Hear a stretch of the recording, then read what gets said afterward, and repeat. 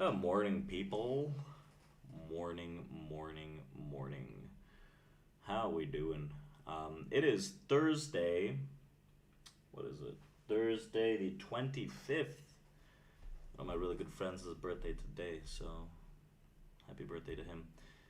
What we'll be talking about today is the continued market downside that we've seen over the last few days that looks fairly prominent. And the question is there going to be more? Now, equities sold off over the last few days around earnings from Tesla and Google, right? We've seen that solid drop in these prices after those earnings that might circulate towards other big tech names that are expected to report next week. We've got the names like Amazon, Apple, Microsoft, Meta.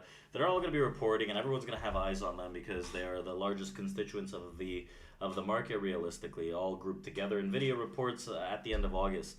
Now, we've seen most recent downside, and it's nothing crazy realistically. The SPY ETF from the highs were down about 4.25%. We take a look at the triple Q ETF, which is down a lot more realistically. The move outside of big tech is down about 8%. The move outside of big tech is putting a lot of downside on this, and I could potentially foresee even weaker movement in these markets in the coming few weeks here, the summer period of bloodshed. So I'd like to see the S&P down about 10% from its highs, which puts the Nasdaq down about like 15-ish% from its highs, which is it's a possibility realistically with what's going on in this current atmosphere. So yesterday, the Nasdaq Composite suffered its worst day of trading in 2024, with the tech heavy index sliding more than 3%.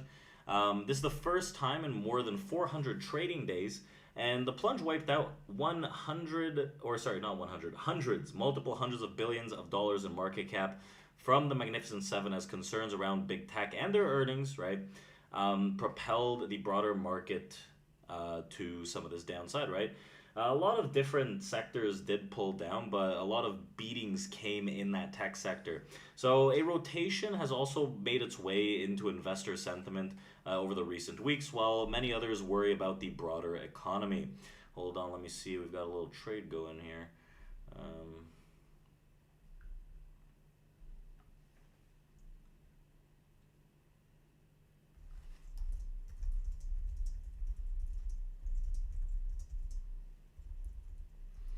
So, excuse me.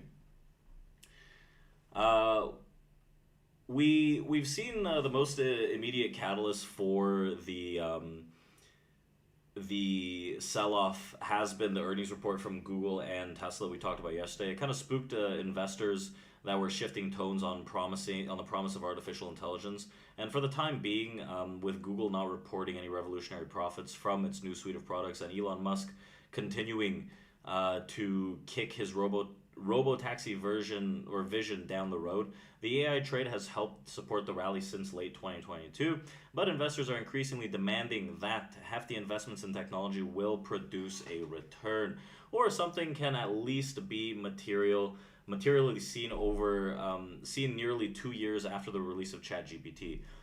So tech is not the only sector that's experienced a crisis of confidence as earnings seasons gets underway, right? On a macro scale, wage growth and the labor market are cooling, with the unemployment rate reaching 4.1% from 3.4% a year ago. The U.S. GDP data will come out. It came out today this morning. The GDP quarter over quarter advance came out at 2.8% versus 2%. So that bolsters sentiment, right? It's a pretty good read there. And we also have the Fed's favorite inflation gauge in the CPI data that comes out tomorrow, so a lot of eyes are going to be on that. We got an advanced version of that this morning, 2.9 versus 2.7 expected, but the prior at 3.7. So significant drawdowns in that, which is fairly bullish, right? We're getting towards that Fed 2% target, but we'll see how that kind of shapes up. Now, the question is this going to be a dip that gets bought up super easily, or are we going to see some more continuation of the downside?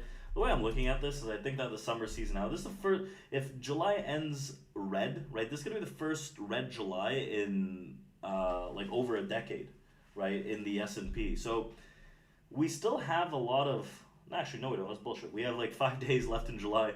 So we don't have that much time. It's most likely going to be red, and we still have some movement to the downside with like lower volume areas that prices can explore.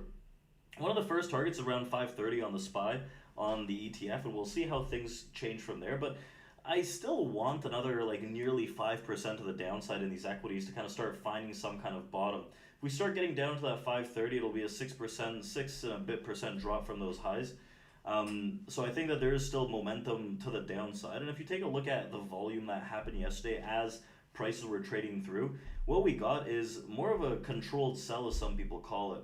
Right? One of my favorite things to look at here is how the volume profiles get created. What I mean by that is like, what does a volume look like on the volume profile? Yesterday was a fairly thick volume profile with a lot of volume created at certain specific levels all throughout pretty much. Right, there wasn't any case of like unfinished auctions or these thin volume spots. There was very, very few and no extended thin volume spots, which tells us that there's not really panic selling in this momentum. So that's helping me kind of gauge and look for a little more downside into today and potentially some kind of bid into tomorrow. But I'm going to be looking for distributions to the downside where we can be targeting under that 5440, right, which opens up the move lower, right? On the S&P 500 futures, I think around that 5100 area, 50 area becomes a region where prices might develop some kind of support. So I'm not saying it's going to be a straight shot to the downside. There's going to be like ups and downs realistically. Now, this other news that's come out, what we can take a look at, the drama around the next pro basketball media deal, right, is taking the next steps. The NBA rejected an attempt by Warner Brothers to remain an incumbent, I can't even say the word, by exercising matching rights. The NBA reached a $76 billion plus deal last week with ESPN, which is owned by Disney, and then NBC from Comcast and Amazon, leaving out multi-decade partners TNT and TBS, which are owned by Warner Bros., right, WBD. The next moves may be legal with the new media arrangement set to take effect in 2025, and we have matched the Amazon offer as we have contractual rights to do, and do not believe the NBA can reject it, said TNT in a statement. Now, Boeing. We talked about Boeing yesterday, and Boeing has formally filed a guilty plea with the Department of Justice regarding making false representations about key software for the 737 MAX linked to two fatal crashes in 2018 and 2019. The DOJ noted that Boeing neglected to ensure employees documented removing parts during airplane manufacture and didn't confirm if mechanics and inspectors actually completed work. So we will continue to work transparently with regulators as we take significant actions across Boeing to strengthen our safety, quality, and compliance programs, the plan maker declared. It will also pay a $243.6 million fine as a part of the agreement. Like, let's take a look at what Boeing's doing. It should be down pre-market. It's barely down. They're used to this news realistically.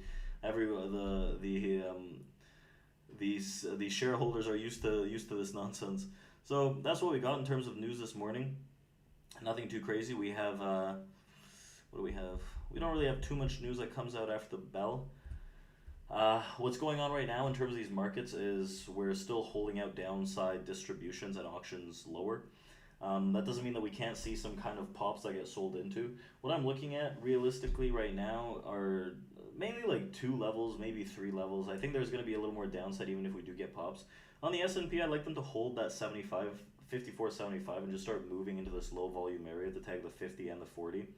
Or we could see that mid 80 test again. I don't really want to see it into the mid 90s. So those are going to be the 2 main areas that are going to be focused on finding some sell pressure as we open. The structural change, honestly, is if we can bid above 55.10, like things flip, which is very far away. It's about 40 points away. So if that happens, fine, okay, whatever. I succumb to the buyers. But right now, as it stands, I think there's a little more downside for these sellers to explore, and that's what I'm going to be geared towards, right? Trying to find where those areas are. And what we're going to do is open up our live trading room and do just that. So I'll see you guys in there. We had a solid trade to end the day yesterday, right? It was very hard for me to get on board yesterday during the morning session, right? These one-touch bounces, very flustering, but found something to end the day, and now let's see if we can find something today to continue this trend, right? I do want to see the trend continue. I think there's a little more sell, regardless of the pops that might happen earlier on in the session. So with that being said, we'll do this again tomorrow to wrap up the week. I'm gonna stream tomorrow, so first stream in this place. And remember, jump on YouTube for that stream tomorrow morning, 9 a.m. Eastern Time, and we'll stream the morning session of the futures trading. And I'll see you guys there. Check out community.tradeproacademy.com.